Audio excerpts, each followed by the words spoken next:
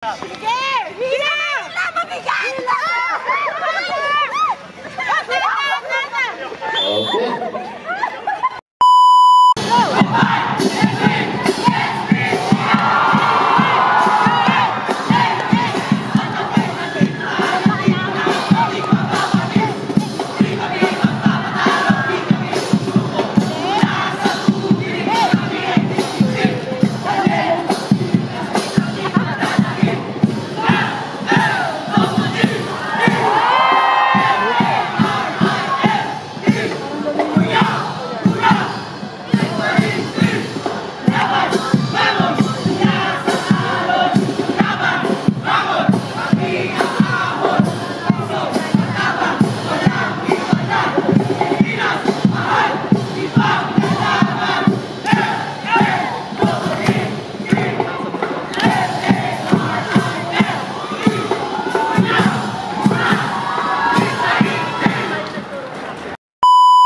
Pupunta kami ngayon mga tropa sa mundo ng mga malalakas upang ipakita at ipamalas ang natatanging pwersa na bumabalot sa buong katawan na gusto ng makaalpas. Ito ay isang laro ng patagisan ng lakas sa pamamagitan ng paghila na gamit ang lubid na mas kilala sa tawag ng tug of war. Laro ng mga dugong mandirigma. Dahil kung sino ang pinakamalakas, matibay at matatag, yun ang matitira. Ang tug of war ay hindi lamang isang laro. Ito rin ay isang pagsubok ng tiyaga, disiplina at pagkakaisa. Sa bawat paghila ng lubid, nararamdaman ang enerhiya ng bawat isa, ang pagkakabuklod-buklod ng mga tropa. Ang bawat pawis na lalabas ay patunay ng dedikasyon, pagsisikap at ipinapakita ang tunay na lakas. Sa mundo ng mga malalakas, tayo ang magiging isa. Ipinapakita natin ang ating tibay at determinasyon habang hawak ang lubid. Ang laban na ito ay hindi lamang laban ng lakas, kundi laban din ng isip at estratehiya. Kaya't mag-isa tayong ipakita ang ating galing at ipamalas ang ating tunay na lakas. Tara na't dalhin ang ating puwersa sa laban na ito. Tayo ang Tug of War Warriors ng Fleet Marine Team.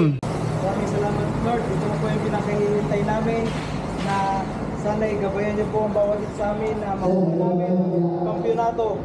At Lord, walang may injury sa amin at sa mga kalaban namin. Ingatan niyo rin po sila. Yun lang po. In Jesus' name, Amen. Amen. Okay, one team. Habang malakas tayo ha. 1, 2, 3. Tago ba ang wait. Okay. 1, 2, 3. Tago ba!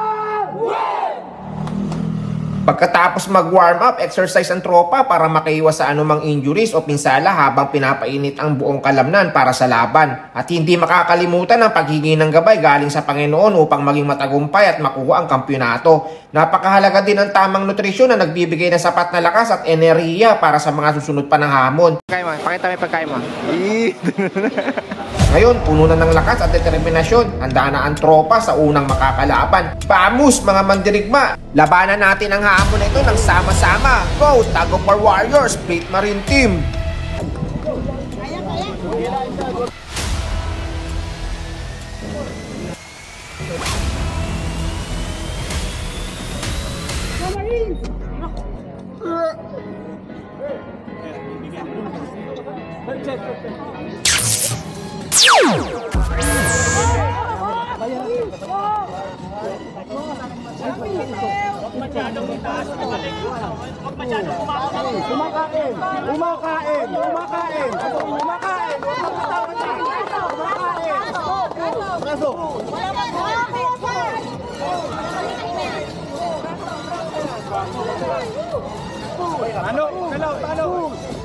Walang nakain. Sir, lang mo iba.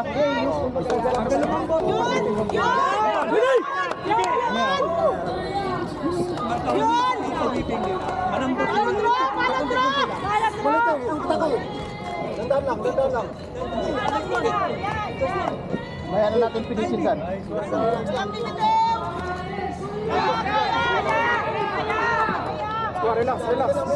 Relax lang. Ayan, bibitin!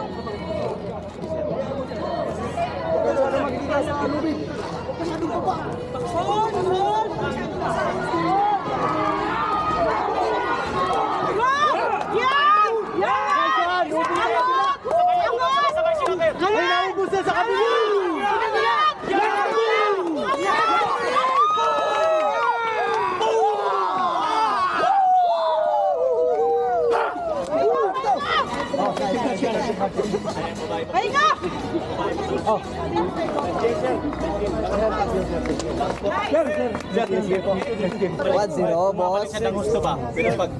Unang panalo para sa men categories. Panoorin naman natin ang women categories at hindi rin ito magpapatalo.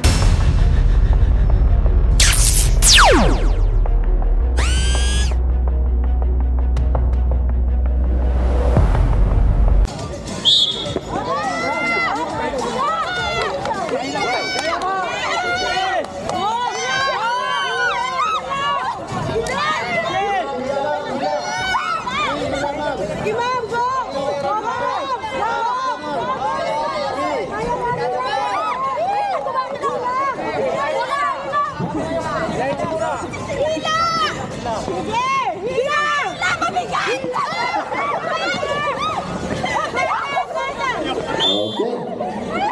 Congratulations. Nakuha na rin ang unang panalo sa women's categories at tamang gala muna ako dito at sa hindi ko inaasahan nandito rin pala si Sir Julius Manalo, isang anak ng Koreana at 3 dekada siyang nawalay sa kanyang ina. Sino ba naman ang hindi maantig sa kanyang kwento at relate too much din talaga ako.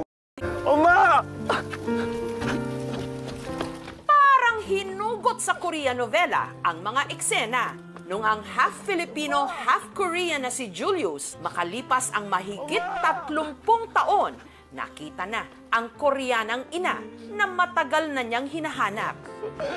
Umuuso na nga!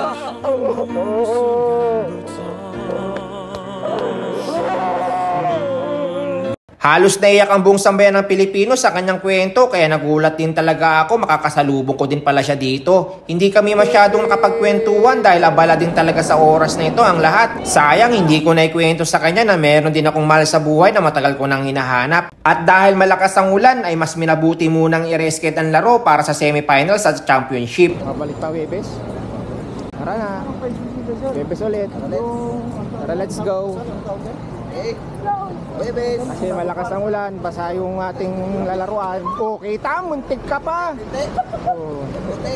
Kaya nga hindi tinuloy. Parang hindi madulas eh. Nakabidyo yan. Oo, nakabidyo talaga.